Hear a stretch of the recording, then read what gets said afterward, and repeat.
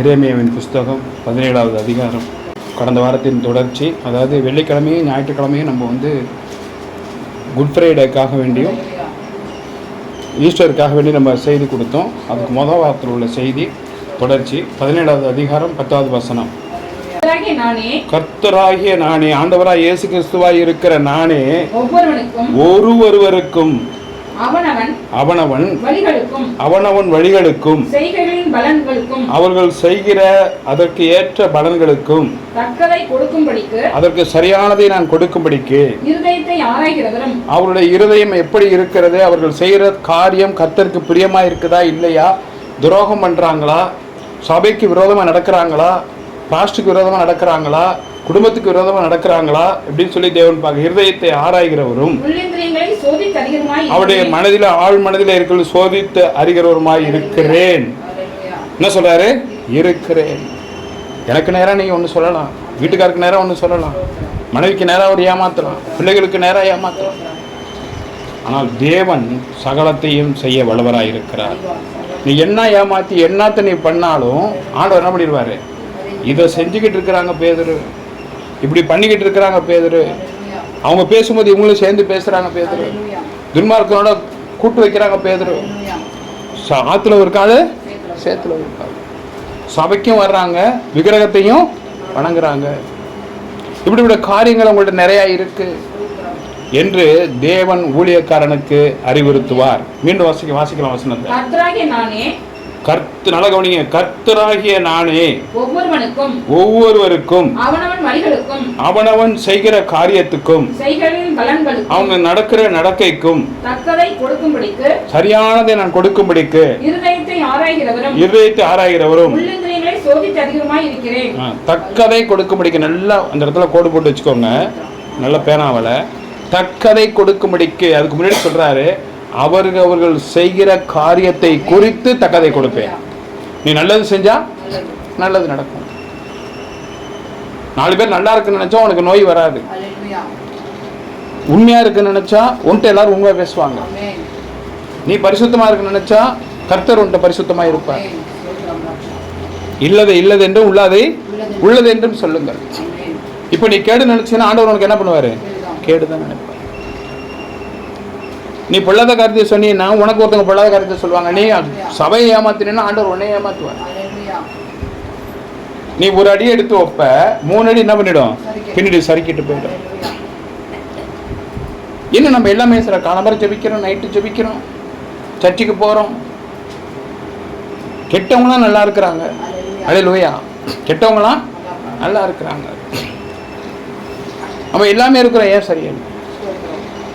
ஆண்டவர் சொல்லுகிறார், ஒவ்வொருவரின் கிரியைகளுக்கும் நடக்கைகளுக்கும் இருதயத்தின் ஆராய்கிறவராயிருக்கிறேன். உன் உதடு என்னிடத்தில் இருக்கிறது, உன் இருதயமோ தூரமாய் இருக்கிறது. அப்ப இருதயத்தை தூக்கி ஒரு வாரமா வச்சுட்டு வாயால பேசுற, வாயால நடிக்கிற, நல்லவ மாதிரி செய்யற, அதை கண்டுபிடிக்கிறதுக்கு நம்ம இவ்வளவு நாள் ஆகுது பாருங்க. அல்லேலூயா. அதை கண்டுபிடிக்கிறதுக்கு யாரு என்ன இருதயம் இருக்குன்னு கண்டுபிடிக்கிறதுக்கு நம்ம மந்திரவாதியும் கிடையாது, சன் டிவி நம்ம வச்சுக்கலாம் டிவியில் காமிக்கிறதுக்கு. அல்லேலூயா. தேவன் தெளிவுபடுத்தணும், தேவன் தெளிவுபடுத்தணும். நிறைய காரியங்களே செய்திருக்கிறாங்க. அதை சொன்னா எல்லாரும் ஆச்சரியப்படுவாங்க. சபையில் இருந்து ஆசீர்வாதங்களை பெற்றுக்கொண்டு நிறைய தீய காரியங்களை சபைக்கு விரோதமாய், ஊழியக்காரனுக்கு விரோதமாய், மற்றவர்களுக்கு விரோதமாய் செய்திருக்கிறார். தேவன் அறிவார். கர்த்தருக்கு ஸ்தோத்திரம் உண்டாதாக என்று ஜெபிக்கிறேன். 9வது வசனம். எல்லாவற்றை பார்க்கிலும் இருதயமே திருகுள்ளதும் மகா கேடுள்ளதுமாய் இருக்கிறது. அதை அறியத்தக்கவன் யார்? நம்மளால என்னால கண்டுபிடிக்க முடியல. நல்லவங்க அவங்க தான் ரொம்ப நல்லவங்க. அல்லேலூயா. அப்போ அதை அறியத்தக்கவன் யாருன்னு ஆண்டவர் என்று கேட்கிறார். உன்னால முடியுமா? எவ்வளவு ஒரு தீர்ப்பானவள், எவ்வளவு ஒரு தீர்மான காரியங்களை செய்கிறவள் அவள். அகோலியாள் என்று சொன்னார் ஆண்டவர். நான் ஆண்டவர்கிட்ட கேட்டேன், என்ன ஆண்டவரே நீங்க எனக்கு தெளிவுபடுத்தலையே அப்படின்னு கேட்டேன். ஆண்டவர் சொன்னாரு, பார்வோனை நான் ஏன் உடனே கொல்லலை? பார்வோன் என்ன பண்ணிக்கிட்டு இருந்தேன்? தண்டிக்கணும், அவன் பிள்ளைய கொல்லணும். அல்லேலூயா. அவன் பிள்ளையை கொல்லணும். ஏன்னா 2 வயசுல உள்ள பிள்ளைங்க முன்னாடியே என்ன பண்ணிட்டான், கொன்னுட்டான். அவன் பிள்ளையை கொல்லணும். அவன் பிள்ளையை கொல்லணும்னாக்க இவளை கடினப்படுத்தணும். அப்போ நான் என்ன பண்ணேன், பார்வோனை கடினப்படுத்தினேன். கடினப்படுத்தின போது தான் தண்டனை என்ன பண்ண முடியும், கொடுக்க முடியும்.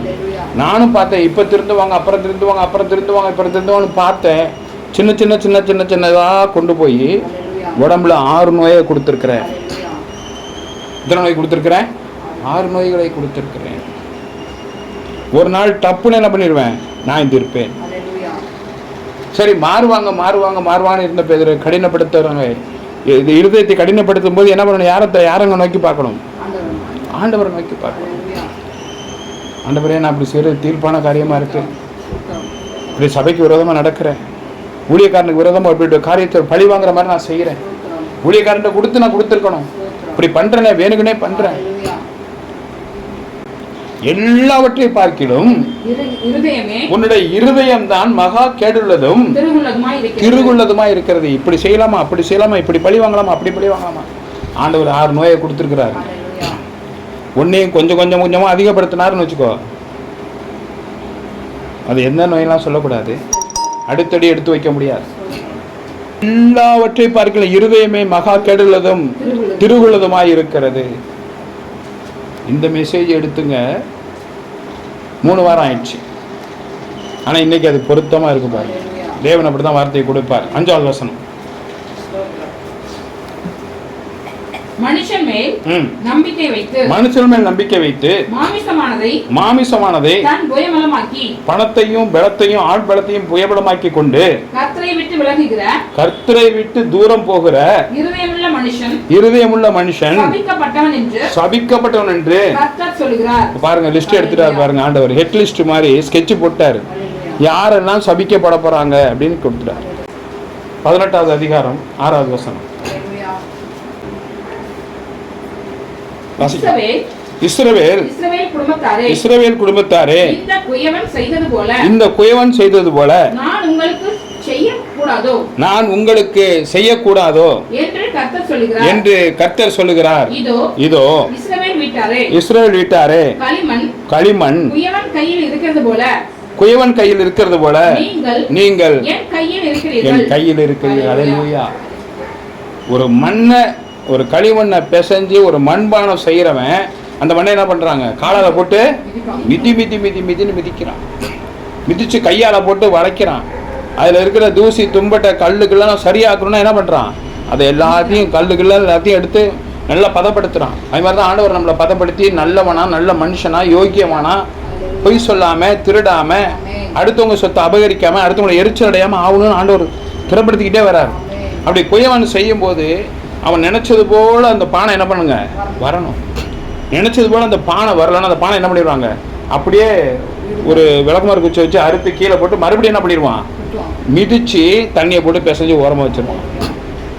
மறுபடியும் ஒரு சான்ஸ் கொடுத்து பார்ப்பான், 2வது ஒரு சான்ஸ் கொடுத்து பார்ப்பான், மறுபடியும் வணைவான், மறுபடியும் ஒரு 3வது ஒரு பாத்திரம் எடுக்கலான்னு, எப்படியாச்சும் ஒரு பாத்திரம் செஞ்சிடும், ஜாடினாச்சும் செய்வான்னு பார்ப்பான். கொஞ்சத்துலனாச்சும் உண்மையாக இருந்தாலும் ஆசீர்வதிப்பான்னு நினைப்பான்.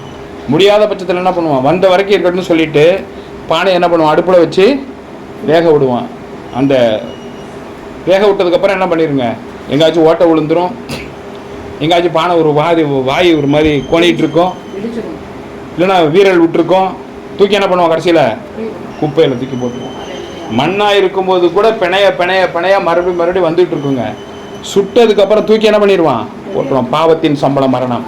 உன்னை வேணான்னு முடிவு பண்ணிட்டாருன்னா ஆண்டவர் ஹெட் லிஸ்ட்டில் சேர்த்துருவார். இப்போ சேர்த்துட்டார் கொண்டு போய். அப்போ அதுக்கு துணை போகிறவங்களை என்ன பண்ணுவாருங்க, ஒருத்தன் சிகரெட்டு குடிக்கிறான், ஒரு நாளைக்கு 10 சிகரெட்டு குடிக்கிறான், நம்ம பக்கத்தில் உட்காந்துருக்கோம், அவன் சிகரெட் எடுத்து என்ன பண்ணுவாங்க, புகையை வெளியில் விட்டுருவான். அவன் பாட்டு குடிச்சிட்டு பேசிக்கிட்டு வெளியில் விட்டுருவான். ஆனால் அந்த புகையை நம்ம என்ன பண்ணுவோம், நல்லா சுவாசிப்போம். அவனோட கேடு நம்மளுக்கு தான். நீ யாரு கூட துணை போறியோ, யாருக்கெல்லாம் தலையாட்டுறியோ, என்னென்ன தப்பிக்கணும்னு சொல்லி உனக்கு சொல்லி கொடுக்குறாங்களோ, நீ போனீங்கன்னா 5 6 ஆகும், 6 7 ஆகும், 7 8 ஆகும், 8 9 ஆகும், 10 ஆகும். அப்போ விடுதலை பண்ணுறது யாராலையும் முடியாது. முடியாத போது யோவான் 8:36 வாசிப்போம். யோவான் சுவிசேஷம். பயம் வேணும், கர்த்தர் மேலே பயம் வேணும். யோவான் குமாரன் உங்களை விடுதலையாக்கினால் அல்லேலூயா. கடைசியில கழுத்துல கத்தி வந்து சுருக்கு போட போறான், தூக்கு போட போறான், நம்மளை கொண்டு போய் நிப்பாட்டும் போது யாருங்க விடுதலை பண்ணணும்? அப்ப நீ எங்க இருந்தியோ எல்லா இருதயத்தின் கேடுகளையும் விட்டுட்டு யாரை பயபலமாக்கின? நீ நம்புற மனுஷனை. அப்பதான் இங்க ஆண்டவர் சொல்றாரு. எத்தனாவது வசனத்துல அங்க சொல்றாரு? 5 சொல்றாரு, மனுஷன் மேல் நம்பிக்கை வைத்து மாமிசமானதை தன் துயபலமாக்கி கொண்டு கர்த்தரை விட்டு விலகுகிற இருதயமுள்ள மனுஷன் சபிக்கப்பட்டவன். அப்ப 6 சொல்றாரு, கடைசியில கத்தி கழுத்துல வரும்போது யாருங்க விடுதலை பண்ணணுமா? குமாரன் விடுதலை பண்ணணும். அப்ப குமாரன் விடுதலை பண்ண யார் மூலியமா பண்ணணும்? ஊழியக்காரன் மூலியமா பண்ணணும். அல்லேலூயா. ஊழியக்காரன் உனக்காண்டி பரிதாபப்படணும், உனக்காண்டி முழங்கால் படணும், உனக்காண்டி வசனம் எடுக்கணும், உனக்காண்டி ஜெபிக்கணும். ஐயோ அந்த பிள்ளைங்க யாரை போய் அம்மான்னு கூப்பிடணும்? அவங்க வீட்டுக்காரர் யாரை போய் மனைவின்னு கூப்பிடுவாரு? ஏன் இந்த குடும்பம் என்னத்துக்கு ஆகும்? அப்படி சொல்லி ஊழியக்காரன் முழங்கால் போடணும். நீ அப்படியே மேல் பூச்சி அப்படியே அப்பப்போ தப்பிச்சுட்டு கூட்டு அடிச்சேன்னு வச்சுக்கோ, ஆண்டவர் கும்மி அடிச்சிருவார். கர்த்தருக்கு ஸ்தோத்திரம் உண்டாவதாக என்று சொல்லிக்கிறேன். தேவநாமத்துக்கு மகிமை உண்டாவதாக என்று சொல்லிக்கிறேன். கர்த்தர் சகலத்தையும் வல்லவராய் இருக்கிறார். இருதயமே கேடுள்ளதா இருக்கிறது, மகா கேடுள்ளதா இருக்கிறது. நீ ஆண்டவர்கிட்ட கத்துக்கிட்டது என்ன? ஒருத்தங்க அப்படி தாறுமாறா போனாலும் அல்லேலூயா, இது ஆண்டவரோட காரியம். ஆண்டவருக்கு பயந்து நடக்கணும். நம்மளா எடுக்கக்கூடாத முடிவு, இப்படிப்பட்ட காரியம் செய்யக்கூடாது. சபையில் என்ன எடுக்கிறாங்களோ அந்த முடிவுக்கு கட்டுப்படணும். அந்த முடிவுக்கு நம்ம கட்டுப்படணும். என்ன காரியம் வந்தாலும் நீங்க பாஸ்டர்கிட்ட பேசு. தேவநாமத்துக்கு மகிமை உண்டாவதாக என்று சொல்லிக்கிறேன். கர்த்தருக்கு ஸ்தோத்திரம். 6வது வசனத்தை சொல்றாரு 18ல, இஸ்ரவேல் குடும்பத்தாரே, இந்த குயவன் செய்தது போல நான் உங்களுக்கு செய்யக்கூடாதோ? ஒரு நிமிஷம். குயவனே இப்படி பண்ணும்போது உங்களை உண்டாக்குனது யாரு? நான் தானே. உங்களை உண்டாக்குனது யாரு? நான் தானே. அப்ப நான் உங்களை சரி பண்ணக்கூடாதா? உங்களை ஸ்திரப்படுத்தக்கூடாதா? அதுக்கு தானே சின்ன சின்ன வேதனையும் நோயும் கொடுக்குறேன். இதில் திருந்து இப்படி பண்ணுற, அதனால தான் அனுமதிக்கிறேன். இப்படி செய்ய, இந்த பாவத்தை சுமக்காத, இந்த நோயை சுமந்துக்காத, இதை அதிகப்படுத்துகிறேன். 18:37 ஏசாயா என்ன சொல்லுது? அந்த மூட்டை என்ன பண்ணுறாருங்க? முதுகுக்கு பின்னாடி மூட்டையை பிரித்து பார்க்குறாரு. அடங்காது போல இருக்கு, இவன் அடங்க மாட்டான் போல இருக்கு. அப்போ என்ன பண்ணுறது? சின்னதாக இருக்கிறது என்ன பண்ணிடுறாருங்க? பெருசாக்கிறார். பெருசாக்குனதுன்னு ஒரு பயம் வருது. பயம் வந்ததுக்கப்புறம் என்ன பண்ணுறோம்? ஆண்டவரை தேடுறோம், ஊழியக்காரங்களை தேடுறோம், ஜபம் பண்ணுறோம். நல்லா பண்ணதுக்கப்புறம் மறுபடியும் அதே இடத்துக்கு வந்துடும். தேவனுக்கு மகிமை உண்டாவதாக என்று சொல்லிக்கிறேன். 3 பாஷையோட போன தேவநாமத்துக்கு மகிமை உண்டாவதாக என்று சொல்லிக்கிறேன். 10வது வசனம் 18:10.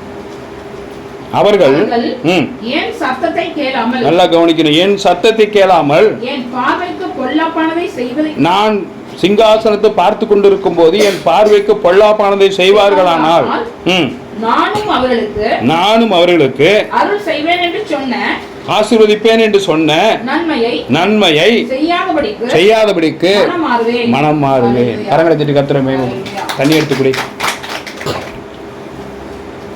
என் வார்த்தையை அவங்க கேட்காம அவங்க இஷ்டத்துக்கு இப்படி கூத்து அடிச்சுக்கிட்டே இருந்தாங்கன்னா, நான் இந்த வருஷத்தில் இதை செய்கிறேன், இத்தனாம் தேதி இதை செய்கிறேன், உனக்கு இந்த நோயை எடுத்து போடுறேன், உனக்கு இந்த பணத்தை கொடுக்குறேன், இந்த விடுதலையை கொடுக்குறேன் அப்படின்னு சொன்னது என்ன பண்ண மாட்டேன்? நானும் செய்ய மாட்டேன். இப்போ நம்ம நினைக்கலாம், ஜெபம் பண்ணுறோம் எல்லாம் பண்ணுறோம், நம்மளுக்கு எதுவுமே நடக்கலை. நிச்சயம் மறுபடியும் வாசிக்கலாம். அவர்கள் என் சத்தத்தை கேளாமல் என் பார்வைக்கு பொல்லாப்பானதை செய்வார்களானால் நானும் அவர்களுக்கு தருவேன் என்று சொன்ன நன்மைகளை செய்யாதபடிக்கு மனம் மாறி போயிடுவோம்பா. 7வது வசனம். பிடுங்குவேன், இடிப்பேன், அழிப்பேன் என்று ஒரு ஜாதிக்கு விரோதமாகவும் சொன்ன மாத்திரம் போதும். ஒருத்தர் என்ன பண்ணுவாராம்? இடிப்பாரு, ஒருத்தரை நோயில படுக்க வைப்பாரு, ஒருத்தரை கொன்றுவாரு, ஒருத்தருக்கு சின்னதா நோயை அனுமதிப்பாரு. நான் சொல்லி ஊழியக்காரன் மூலியமா வார்த்தை வந்து இதனாலதான் நீ செஞ்சிருக்க, அதனாலதான் ஆண்டவனை தண்டிக்கிறாருன்னு சொல்லிட்டா, சொன்ன உடனே வாசிக்கிற 8வது வசனம். விரோதமாய் பேசின அந்த ஜாதியார், நான் யாருக்கு விரோதமாய் என் ஊழியக்காரன் மூலமா சொன்னனோ அந்த ஜனங்கள் தங்கள் தீங்கை விட்டு திரும்பினால், தங்கள் செய்த தீங்கை மனம் மாறி அதை விட்டு திரும்பினால், நானும் அவர்களுக்கு செய்ய நினைத்த தீங்கை, அவர்களுக்கு செய்ய வேண்டும் என்று நினைத்த தீங்கை செய்யாதபடிக்கு கரங்களை கர்த்தரை மகிமைப்படுத்துங்க. இப்ப எல்லா ஆசீர்வாதம் யார்ட்டங்க இருக்கு? நம்ம கிட்ட திருக்குள்ளதும் துமுறு பிடிச்சும் வீராப்பனே நீ உட்கார்ந்து இருந்தீன்னா ஆண்டவர் சொன்னது என்ன பண்ண மாட்டாரு? செய்ய மாட்டாரு. இப்ப எல்லாமே யார்கிட்ட இருக்கு? நம்ம கிட்ட இருக்கு. மறுபடியும் இந்த வசனத்தை வாசிக்கலாம். நான் விரோதமாய் பேசின அந்த ஜாதியார் தங்கள் தீங்கை விட்டு திரும்பினால், தங்கள் செய்கிற தீங்கான காரியத்தை விட்டு திரும்பி மறுபடியும் வந்தால், நானும் அவர்களுக்கு செய்ய வேண்டும் என்று நினைத்திருந்த மனதில் நினைவு கொண்டிருந்த அந்த தீங்கை செய்யாதபடிக்கு உடனே மனம் மாறிடுவேன். அப்ப நீ தான் என்ன பண்ணணும்? உன்னோட தீமான காரியத்தில் என்ன பண்ணிடணும்? விட்டுட்டு பேசாம, ஆண்டவரே சப்பா நான் விட்டு விலகிடுற ஆண்டவரே, என் குடும்பத்தை காப்பாத்து, என் கணவனை காப்பாத்து, என் மனைவியை காப்பாத்து, என் பிள்ளைங்களுக்கு நோயெல்லாம் எடுத்து போடு, என் வீட்டில் நடக்காத காரியத்தை என்ன பண்ண செய். பார்வன் நினைச்சான், இந்த ஜனங்கள்லாம் போயிடுச்சு, நம்ம இந்த ஜனங்கள்லாம் என்ன பண்ணிட்டோம்? விடுதலை பண்ணிட்டோம், இவங்களுக்கு கவலை இல்லைன்னு நினைச்சோம். ஏங்க விடுதலை பண்ணதுக்கு அப்புறம் அவங்க பையனை கொண்டு போட்டார்? யாரும் சொல்லுங்க பாப்போம். கிறிஸ்தவ பிள்ளைங்க, நல்லா ஆண்டவரை வணங்கின பிள்ளைங்க சொல்லுங்க பாப்போம். அல்லேலூயா. நம்ம இஸ்ரவேல் ஜனங்க அதை பார்த்தாங்கன்னு வச்சுக்கோ, ஒருத்தர் என்ன பண்ண பச்சை பிள்ளை என்ன பண்ணிட்டாரு? கொண்டு போட்டாரு. 22 வயசு பையனை கொண்டுட்டாரு. அடுத்தது ராஜாவை வர வேணுமே, ஆண்டவர் கண்ணுல போனா போதுன்னு மன்னிச்சிட வேண்டியதானே. ஆண்டவர் ஒரு முடிவு எடுத்தாருன்னு வச்சுக்கோ, யாராலும் என்ன பண்ண முடியாது. சவுல்ட்ட சொன்னாருங்க, எல்லாரையும் பிடிச்சிட்டு வா, ஆடு மாடுல இருந்து பச்சை குழந்தைய என்ன பண்ணிடு, கொன்னுடு, கை குழந்தையா இருந்தாலும் கொன்னுடு, ஆடு மாடையும் கொன்னுடு, ராஜாவையும் என்ன பண்ணிடு, கொன்னுடு. அவன் சொன்னதை கேட்டானா? ஆண்டவர் முடிவு பண்ணிட்டார், அவ்வளவுதான். உன் முடிவு பண்ணா நம்ம அதுல தப்பிக்க முடியாது. அவர் சொன்னதுதான். ஆண்டவர் சொன்னார், குடியை வச்சுக்கிட்டான், நல்ல ஜனங்களை வச்சுக்கிட்டான், ராஜா பொண்டாட்டியை பத்திரமா வச்சுக்கிட்டான்.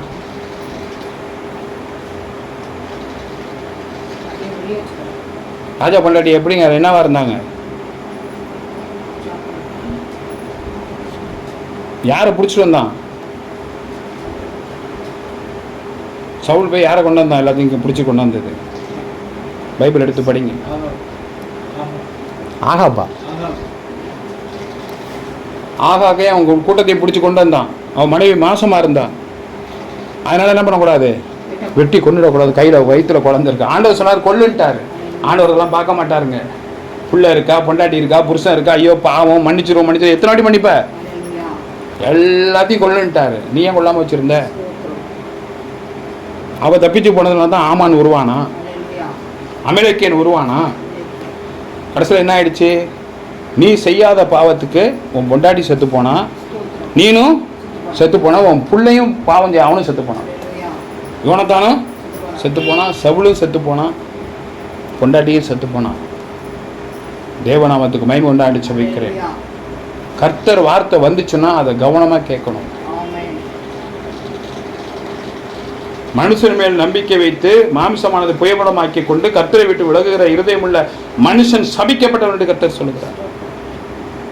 சொன்னா சொல்லிட்டு போட்டோம். நம்ம பெரியப்பா பொண்ணு இருக்கு, சித்தப்பா பொண்ணு இருக்கு, அக்கா இருக்கு, தங்கச்சி பிள்ளைங்க இருக்கு, அவங்க இருக்கிறாங்க, இவங்க இருக்கிறாங்க. மனுஷன் மேல் நம்பிக்கை வைத்து உனக்கு ஜீவனை கொடுத்து வச்சிருக்கிறது ஆண்டவர். நீ போய் அக்காவையும் தங்கச்சியும் கூட்டு சேர்த்துக்கிட்டு வந்திருக்க. எல்லாரும் எழுந்து நிற்கலாமா? தேவநாமத்துக்கு மகிமை உண்டாக என்று ஜெபிக்கிறேன். பொண்ணு புதைச்சு போட்டுருவார். எல்லாரும் பார்ப்பீங்க நடக்க போற நிகழ்ச்சிகளை. இரக்கம் நிறைந்த நல்ல ஆண்டவரே, இந்த நிலவிற்காய் நன்றி செலுத்துகிறோமப்பா. நேற்று மீண்டு மாறாத என் அன்பு நேசருக்கு கூட அனுப்படி ஸ்தோத்திரம். சகலத்தையும் செய்ய தேவன் வல்லவராக இருக்கிறார். மாமிசமானதை புயபலமாக்கி கொண்டு இருக்கிறவர்கள், எல்லாவற்றுக்கும் இருதயமே கெடுள்ளவராக இருக்கிறவர்கள் சபிக்கப்பட்டவர்களாக இருக்கிறார்கள். நான் அவர்களை ஒதுக்கி வைக்கிறேன்.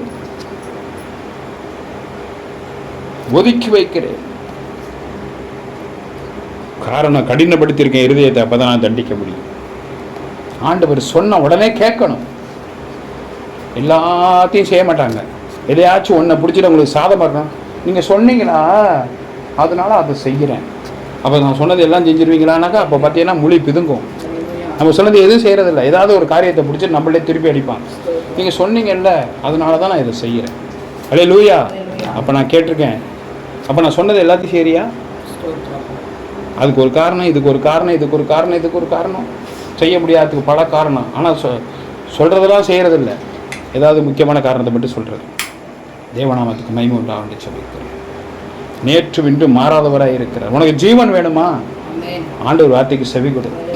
உன் குடும்பம் நல்லா இருக்கணுமா? ஆண்டவர் வார்த்தைக்கு செவி கொடு. மனுஷன் மேல் நம்பிக்கை வைத்து புயபலமாக்காத. உன் கணவன் மனைவி பிள்ளைங்க நல்லா இருக்கணுமா? நீ யாரை நேசிக்கிற அவங்க நல்லா இருக்கணுமா? உனக்கு நல்ல ஜீவன் வேணும், நல்ல பலன் வேணுமா? ஆண்டவர் சொல்றதை மட்டும் கேளு. அடுத்தவங்க ஆலோசனை கேட்டீங்கன்னா நார் நாரா கிழிஞ்ச துணி மாதிரி ஆயிடுவார். ஆண்டவர் லிஸ்ட்ல சேர்த்திருக்கிறார். சீக்கிரமாய் என் தேவன் காரியங்களை செய்வார். மகா கிருபையும் இரக்கம் நிறைந்தவள் தான் ஆண்டவரே. இந்த நல்ல விளைக்காய் நன்றி செலுத்துகிறோம் சுவாமி. நேற்று மீண்டு மாறாத என் அன்பு நேசருக்கு கோடான கோடி ஸ்தோத்திரம் உண்டாவதாக என்று ஜெபிக்கிறேன். இரத்த கோட்டைகள் மறைத்துக் கொள்ளும் ஆண்டவரே. பரிசுத்த தேவனே, இரத்த கோட்டைகள் மறைத்துக் கொள்ளும். ஒவ்வொருவரையும் பாதுகாத்துக் கொள்ளும். கேட்ட வார்த்தைகளால் நினைவிலே கொள்ளும்படியாய் ஜெபிக்கிறேன். இருதயத்திலே பதித்துக் கொள்ளும்படியாய் ஜெபிக்கிறேன். நீங்கள் நியாயம் தீர்க்கும்படியாய் ஜெபிக்கிறேன் ஆண்டவரே. நியாயம் தீர்ப்பீராக, உணர்வார்களாக. இன்றைக்கு ஆண்டவரே அவர்கள் இருதயத்தில் பேசும் நீர். இன்னும் இருதயத்தில் கொஞ்சம் கொஞ்சம் திருகை வைத்துக் கொண்டு ஐயோ அப்படி பயிற்சி, ஐயோ அப்படி செய்ய முடியலையே அப்படின்னு நினைக்கிறவர்களே என் ஆண்டவரே அப்பா நியாயம் தீர்ப்பீரா. என் ஆண்டவர் கண்ணோக்கி பார்த்து கொண்டு இருக்கிறீர். சிங்காசனத்தை கண்ணோக்கி பார்த்து கொண்டு இருக்கிறீர் சுவாமி. ஆண்டவர் வந்திருக்கிற பிள்ளைகளுக்காக ஜெபிக்கிறேன். ஒரு குறைவின்றி நடத்துங்கப்பா. இருக்கிற நோய்கள் எல்லாம் மறையட்டும், இருக்கிற விளைகனங்கள் மறையட்டும். இதில் உள்ள மாத்திரையை ஆண்டவரே நீர் எங்களுக்கு கொடுத்திருக்கிற மாத்திரையை, குடிக்கிற தண்ணீரும் வேத வசனம், குடிக்கிற தண்ணீரும் வேத வசனம் தான் எங்களுக்கு கொடுத்திருக்கிற மருந்து மாத்திரை. அதில் எல்லாவற்றையும் சுகப்படுத்துவேன் என்று சொன்னீர். அதிலே சுகப்படுத்துவேன் என்று சொல்லி இருக்கிறேன். இந்த வார்த்தைகளை படித்து படித்து படித்து படித்து ஜெபித்து ஜெபித்து துதிக்கும் பொழுது எங்களுக்கு விடுதலை தருவதற்காக ஸ்தோத்திரம். கர்த்தராகிய இயேசு கிறிஸ்துவின் கிருபையும் பிதாவாகிய தேவனுடைய அன்பும் பரிசுத்த ஆவியானவர் அந்யோன்யம் ஐக்கியம் சிநேகம் அனைவரோடும் இன்று முடிவடைந்த சதா காலங்களிலும் உங்களோடும் உங்கள் பிள்ளைகளோடும் இருப்பாராக என்று ஜெபிக்கிறேன். கர்த்தர் பாதுகாத்துக் கொள்வீராக, இரத்த கொட்டைகளை மறைத்துக் கொள்வீராக, ஒவ்வொருவரையும் புடமிட்டு ஆசீர்வதிப்பீராக. பிள்ளைகளை ஆசீர்வதி, குடும்பத்தை ஆசீர்வதியும், அவர் செய்கிற தொழிலை ஆசீர்வதியும். கூடவே இருங்கப்பா. நீடித்த நாட்களும் தீர்க்காயுசையும் தாரும். இருக்கிற எல்லா விலகினத்தையும் முற்றிலுமாய் மாற்ற முடியாது ஜெபிக்கிறேன் இயேசுவின் நாமத்தில் பிதாவே, ஆமென். என் ஆத்துமாவே கர்த்தரை ஸ்தோத்திரி, என் முழு உள்ளமே பரிசுத்த நாமத்தை ஸ்தோத்திரி. என் ஆத்துமாவே கர்த்தரை ஸ்தோத்திரி, அவர் செய்த சகல பாவங்களையும் மறவாதே. ஆமென், ஆமென், ஆமென்.